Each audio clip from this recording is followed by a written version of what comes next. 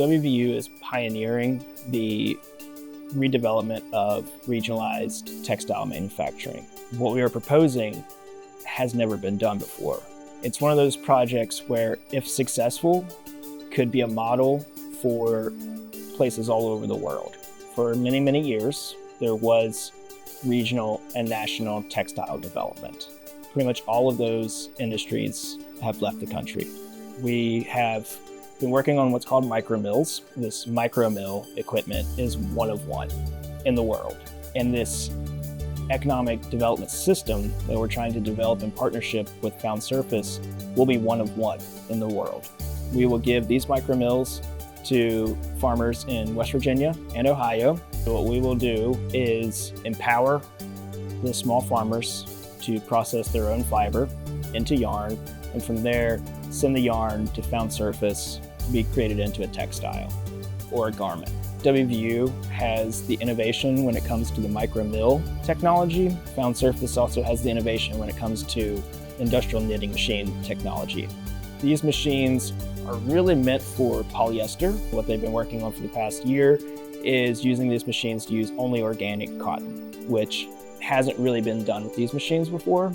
And especially when we move into wool, we need someone like Found Surface to help with this innovation. Over 90% of USA wool isn't processed in the US. That is a massive opportunity here. The problem to be solved is understanding how to apply those fibers in equipment that can do it at scale and do it cheaply. I'm really happy that we're sitting here and the wool is already upstairs and we can start playing with it now. What we're gonna do is figure out not only what equipment is most optimized for this yarn and the range of yarns that we're gonna be working with, but also what kinds of products it makes sense to engineer the knit structures for and then optimize the production process for. It is not just as simple as making yarn and then making product. There are many different breeds of sheep, there are different qualities of wool, and without the design component, which is what also Found Surface brings to this, we become very limited.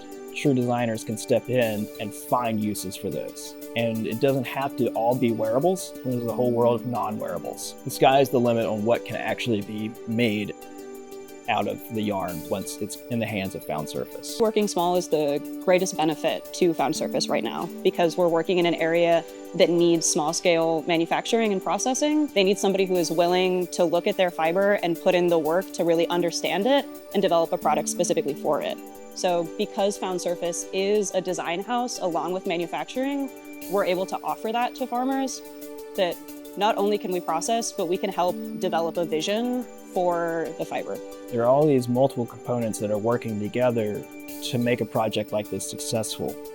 And all of those different components together means that there is multiple disciplines of students that can all start working together. This will give students, undergraduates, graduates, the chance to study and explore an entirely new branch of textile development that they can really only get here and through this partnership. Internships that'll be available at Found Surface for design students, mechanical engineering students needed to help us with our machines, or they might be needed to help modify existing knitting machines. And then agriculture, again, because all of this has to start at the farm, at the soil level, there's multiple opportunities there for Davis College students as well. I see tremendous benefit for both educational opportunities for students, but also for economic impact at large for West Virginia, for Ohio, and to zoom in more particularly for farmers and for agricultural growth. There are no clothes without farmers.